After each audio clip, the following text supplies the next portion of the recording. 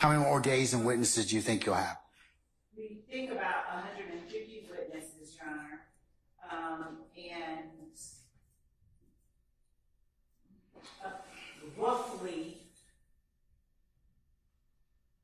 100 and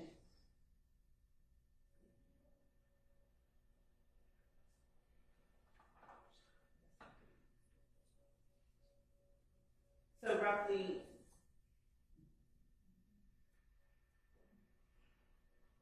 120 days.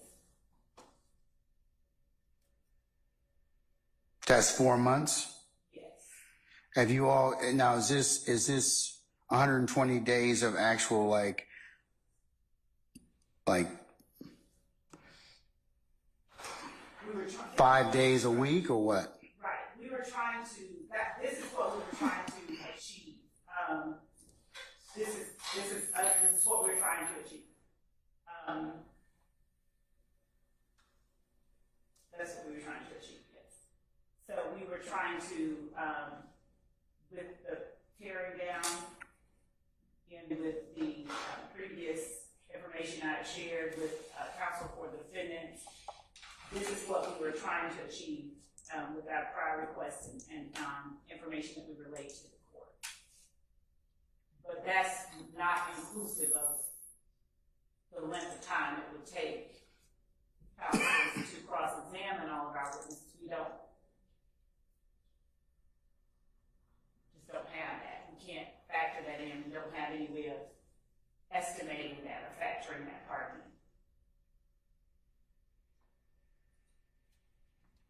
Are these may call or will call witnesses? The witnesses. The remaining witnesses are the definitely will call. There may be more. These are the ones that we have pared it down to, Judge. We are trying.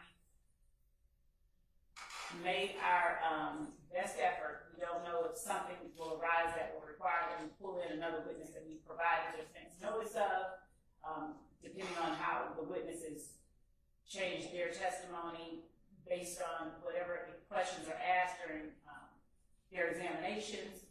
There may be occasions where that number changes, but that's the number that we have provided to counsel for the defendants previously, prior to this motion being filed, and that is the number that we expect to be able to present our case. Does this purported 150 witnesses comport with the rest of the accounts or overt acts that you attempted to prove in your case in chief?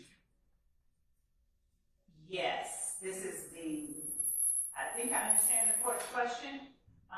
This is the number of witnesses. This is the most pared down. This is what we expect that we will be able, we hope to be able to prove everything that we intend to put before this jury in our case in chief with these witnesses.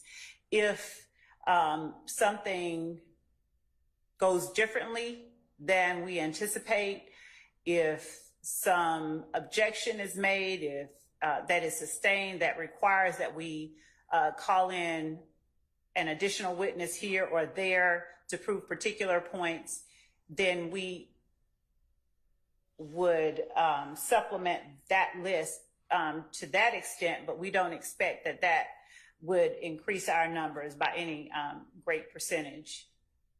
Okay. So this is for the entirety of the rest of what we anticipate presenting to the jury in our case in chief. So it includes the counsel on the indictment.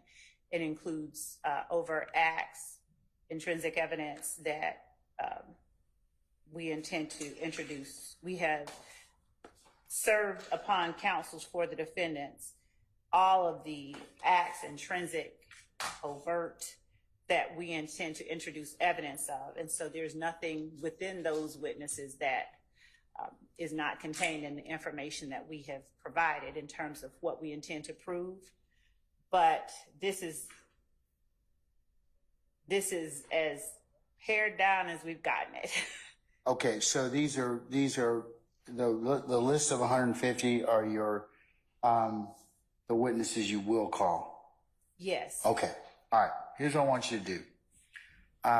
Pursuant to OCGA 1716.3, I want you to update your witness list. Mm-hmm.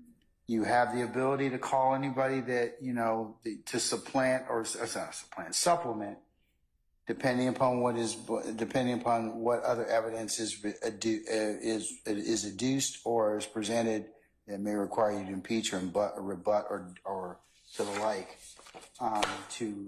to account for variances in presentation of evidence. So I'll allow you to amend to supplement your witness list, but for good cause. 150. But I want to see the 150. I want to see them in terms of law enforcement and what they're going to testify to, and lay witnesses and what they're going to testify pursuant to counts, overt acts, and/or counts. And any expert witnesses that you were going to call. Okay. So that I understand, the court isn't asking that we give the strategy to. The court is just saying, generally speaking, this act, this, that, yes. this, the other. At this point, there's not any.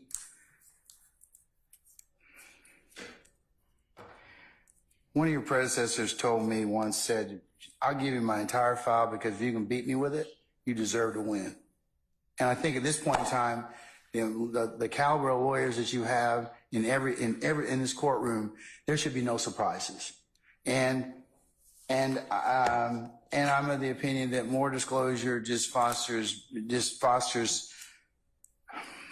I understand what openness in the proceedings and with what's being presented. So at this point, it's not like anybody's going to be surprised with anything you come up with. At least you shouldn't. There shouldn't be. But I think that in order for us to keep this thing going smoothly, or as smooth as possible, the less interruptions that the court has, the better off we'll be in terms of evidence and presentation in front of this jury. So I want that by tomorrow morning, because what I'm going to do is I'm going to take a look at my calendar and we're going to kind of block it. I'm going to see whether or not we are going to meet 4 months or not. that does not include the length of time. Well, you'll be coming the weekend, Mr. Matthews. So don't worry. About that. Okay. You let me take care of that. But okay. That's part of the calculus. I was going to say that does not include the length of time that. Sure, I know that. I know that. But what it does is it kind of puts us on a path that at least I'll know and your colleagues will know, hey, where we are in terms of, so I can start to plug and play and see if we're behind. Because we're behind, I'm going to make you come during the weekends. Okay. I mean, I'm just going to start doing that because we need to kind of press a little bit harder, or else, as Mr. Weinstein have said, we'll be here in 2027. And that's not what I want for this jury. We need to put this case to them in a fashion that is fair and reasonable. But I think that at this point in time, Ms. Love and all defense counsels, I think if you iron out and we don't have these hiccups where you all are like, where the state says, well, we gave you 3 things in discovery and now we have 5. And the defense says, well, I need to take up these other 2, which we haven't been given, or we got them this morning, or we got them a couple of days ago, and I haven't had their opportunity to do that. And you want to go ahead and present them. So that's why I'm saying if you all talk with one another, I mean, you might be able to, you know, I know that you want to present the cases linear as you can in front of the jury, but sometimes that may not be we might not be able to do that because of what comes up. So I'm going to help focus you all a little bit better. Your Honor, with respect to the second point that the court will be implementing in order to facilitate the presentation of the information to the jury. That's the exclusion? Yes, of any documents not timely disclosed. So when we stand up, Your Honor, to present or to show something to the witness, it will not include anything that has not been served. But what we are doing is showing to counsel for the defense the numbered exhibits. Here's what I don't want to hear. Ms. Hilton, a couple days ago, we just found this last night on the person's Instagram. Your Honor, so... Okay, that's That's what, and then, It was just it had just recently been posted. well, then you should have grabbed that, and whatever time that it was given to you, if it was 6 o'clock in the morning, should have been forwarded over to them so they can kind of say, look, this just got posted, whatever else. That's kind of, everybody knows. Everybody knows you're probably going to introduce that evidence, and then they can talk with their client, whoever else that posted it, and they can kind of say, well, you know, they can have meaningful discussions, but it shouldn't be done right while our witness is on the stand. That's just another example. Yes, Your Honor. Okay, I mean, that's what I'm saying to you. I mean, in terms of, if you get something, it needs to be disclosed immediately, and then you need to kind of let the court know first thing in the morning or as early as you can, saying, we're going to have to take this issue up. What I'm finding a lot of times is the witness is on the stand or the jury's in the box, and we're having to take up that. And we're doing that more often than we are the exclusion rather than the rule. So that's what I mean.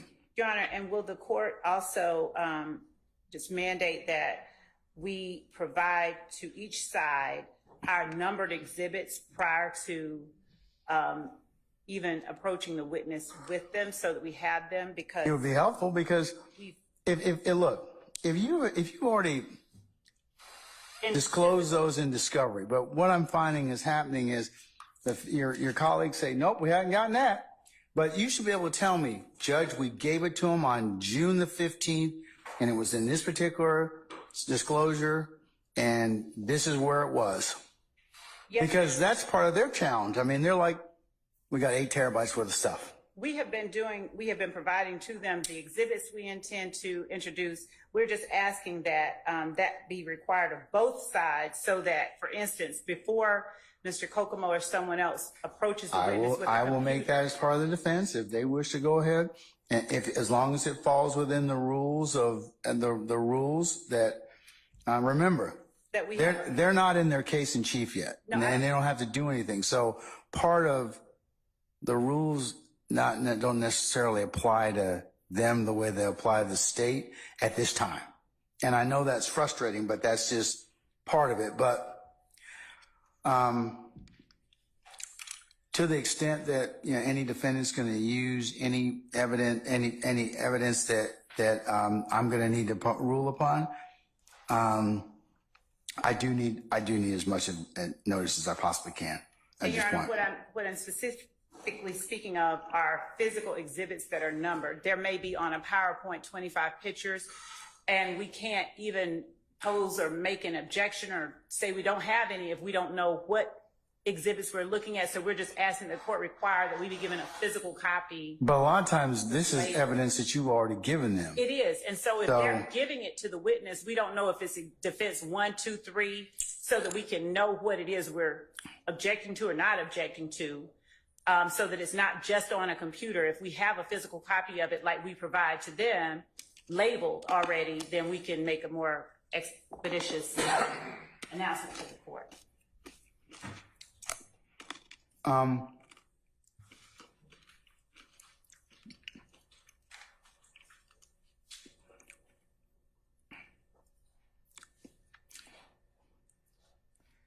To the extent that the defense has any materials, it would be helpful for you to show those to the state prior to your presentation, so we don't have delay, to the extent that you can. So I'll make that part of my order, but it's really going to depend upon. And I don't mean far in advance. I mean prior to saying we're approaching with some pictures, so that we can at least know what it is that we're talking about, like defense 1 through 12. If we just have them, a copy of them, that would be great. Well, I'll say this: as long as if it involves anything that wasn't disclosed in discovery, because you all should have those. I mean, Ms. Love, I think part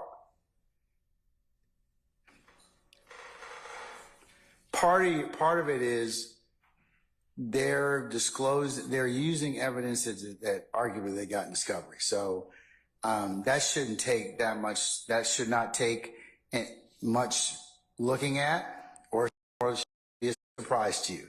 However, if it's something that's not been provided in discovery that they wish to go ahead and examine, I would say that that probably needs to be disclosed consistent with reciprocal discovery rules.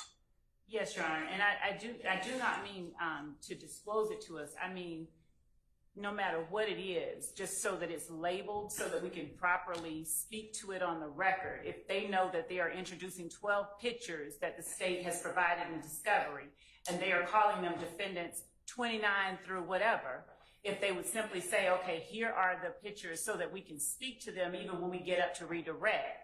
Okay, I'm going to show you what has been marked as defendants 29, 30. So are you saying it's a labeling issue? It is. And of providing to the state which exhibits comport with which defense number. We have had the circumstance where a computer is taken to a witness and the witness is shown unnumbered photographs, and we have had to stop and say, we need to know what is being shown and how you have labeled them so that we can speak to them. I understand. All right, so both sides can do that. Remember, if you show a witness a document, even if it's for refreshing recollection or whatever, or it's not admitted, it still has to be identified for purpose of record. So I'll ask that all of you do that.